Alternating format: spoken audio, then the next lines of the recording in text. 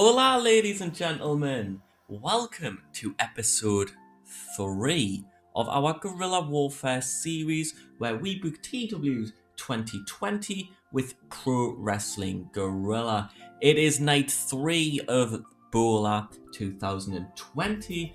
If you missed episode 1, you missed Mystery Vortex. If you missed episode 2, you missed nights 1 and 2 of Bola. So do be sure to check them out before this episode, or else there'll be spoilers. We made 20.5 grand last month, which is a fun thing that I haven't noted yet. But now, in more important terms, it is time for night 3 of Bola, who will leave the Globe Theatre with the most coveted prize in all of independent wrestling. Let's find out. We have 6 round 2 matches, and in the first one, in a bout that had great wrestling and a decent reaction from the crowd, Jonathan Gresham advances to the semi-finals. He beats California's own Brody King. He rolls him up in 17 minutes and 2 seconds. King narrowly avoids victory. He narrowly misses out on advancing to the semi-finals. Brody King with an impressive showing this year, but unfortunately for him, despite the fact that he did have the better of the match against Gresham, Gresham managed to withstand the punishment. He took a lot of punishment though. His back looked hurt, but in the end, he catches Brody off guard, rolls him up 1, 2, 3, and the octopus is the victor. A 64 for Gresham and a 57 for Brody gets the crowd hotter and the show off to a strong start. This was a little too short for an important match in the eyes of our audience, which is a shame. We're going to see that a few times tonight. I wish it was an option to turn that off, because if you're doing a tournament, it only makes sense that the longer the night goes on, the shorter some of those matches get, and you wouldn't have the quarter final, then the semi-final, and the final all be half-hour long matches on the same night. It wouldn't make sense. We follow the opener up with a 56, when about that had good wrestling and a decent reaction from the crowd. Alex Shelley defeats Tony Deppen in 15:57 via submission with a Border City stretch. He advances to battle Jonathan Gresham in the semi-finals. Shelley and Deppen don't seem to click, which made for an awkward bout, unfortunately. Shelley's getting better at his gimmick though. A 57 for Shelley and a 51 for Tony Deppen. A good match there, all things considered. Up next, we have a 57, where in a bout that had good wrestling and a decent reaction from the crowd, ACH pins Alex Zane in 11:34 with the Dragon Fly. He gets a 51 to Zane's 55. An impressive performance there from Alex Shane, outperforming the former NXT and New Japan Pro Wrestling star. Of course, ACH, recently it was announced that he's returning to New Japan, which is beautiful to see. A big win for ACH there. He advances to the semi-finals. Who will he face? We'll find out soon. As up next, in a bout that had superb wrestling and a decent reaction from the crowd, a match that got a rating of a 70, Fred Yehai battles Dragon Lee, but is pinned with the Operation Dragon in 13:41. The former IWGP Junior Heavyweight Champion advances to the semi-finals over the Savage Weight. The Savage Weight Fred Yehai gets a 65 to Dragon Lee's 78, as this bout got the crowd buzzing and is the match of the night so far. We have 2 round 2 bouts left to go. The first of those sees Desmond Xavier pin Leo Rush in 12:10 with the 6:30 senton. Desmond with a 58 to Leo's 56. Leo was very unhappy at being pinned by Desmond Xavier, despite there being a popularity gap of 5. So yeah, Leo Rush, I think we might just let him go. He's announced his retirement in real life. I felt it would be nice to have him retire at Bola for us, keep him around for Bola. So that's probably what we'll do. It's Bola now. We'll probably let him go, and then he can swan off into retirement, make his music, and be a very happy man. Next up, our final round 2 bout gets a 59 as well, as in a bout that had great wrestling and a decent reaction from the crowd.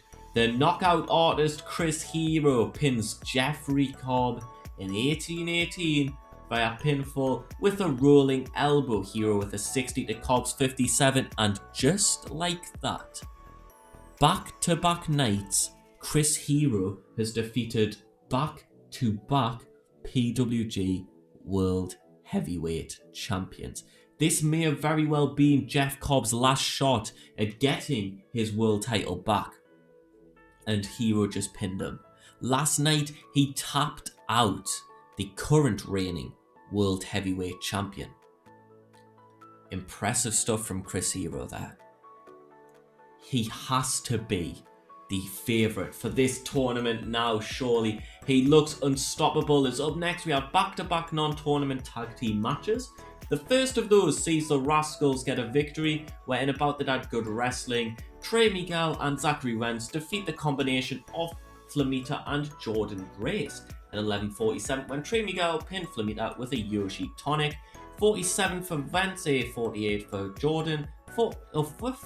I cannot speak. A 55 there for Trey Miguel and a 63 for Flamita, who picks up back-to-back pinfall losses with great performances, I'll be honest. I think we need to work something out for Flamita because he needs to be booked better by me right now because he's performing exceptionally well.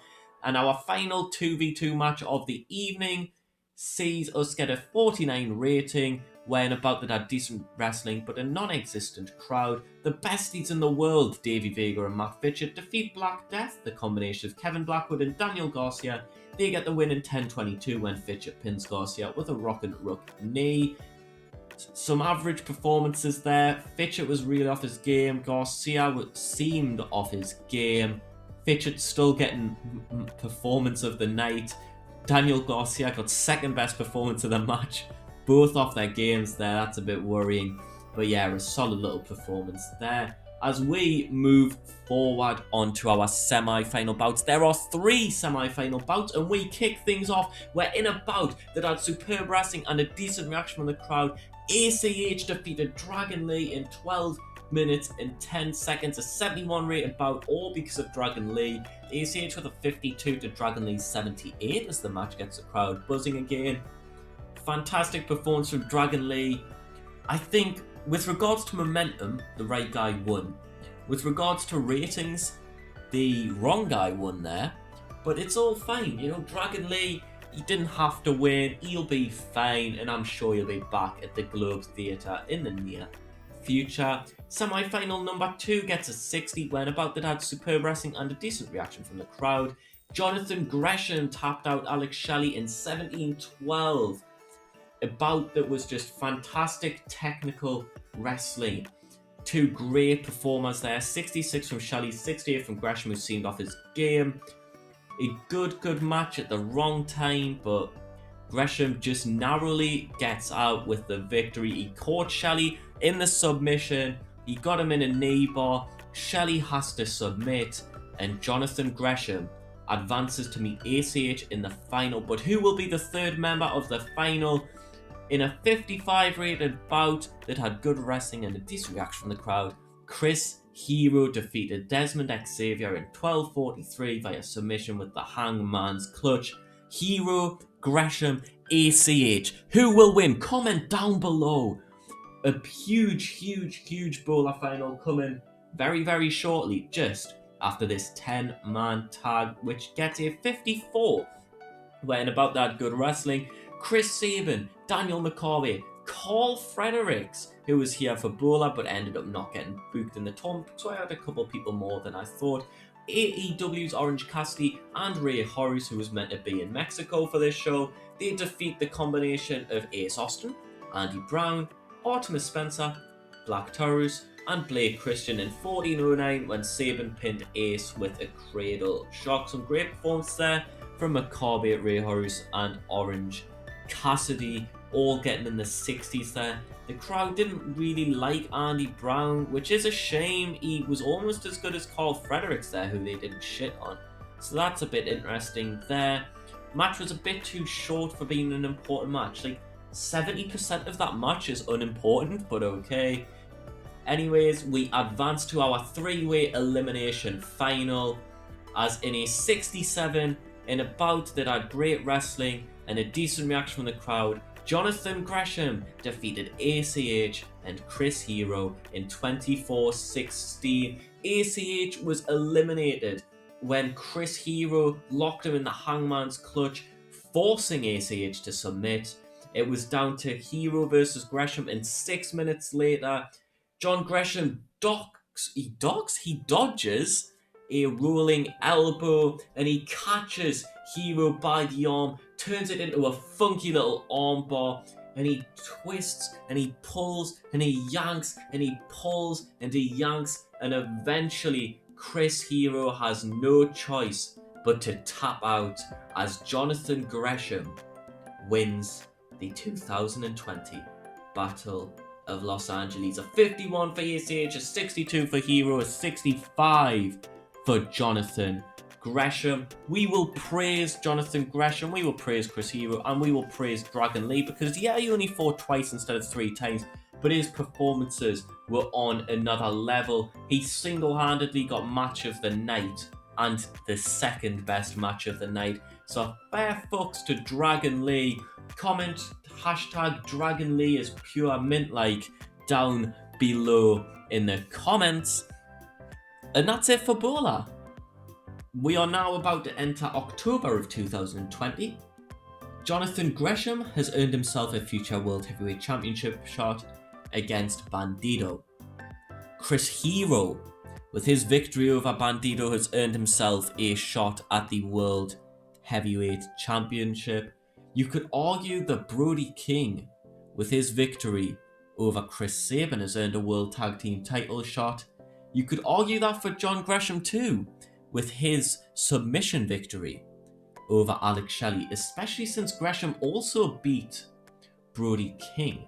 If we look at our male time to heel, ACH is feeling the effect of a brutal, grueling schedule. Chris Dickinson was meant to be in Bola, but he broke his jaw, so I thought I'd leave him out and we'll debut him in the near future. I need to think of a name for our next event, but there we have it. If we look at our championships, Jonathan Gresham, I don't know why Bandido's victory isn't added.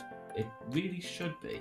But Jonathan Gresham there joins a list of professional wrestling alumni as the World Heavyweight Championship still on Bandido, World Tag Titles of course now on Alex Shelley and Chris Sabin. And that's it.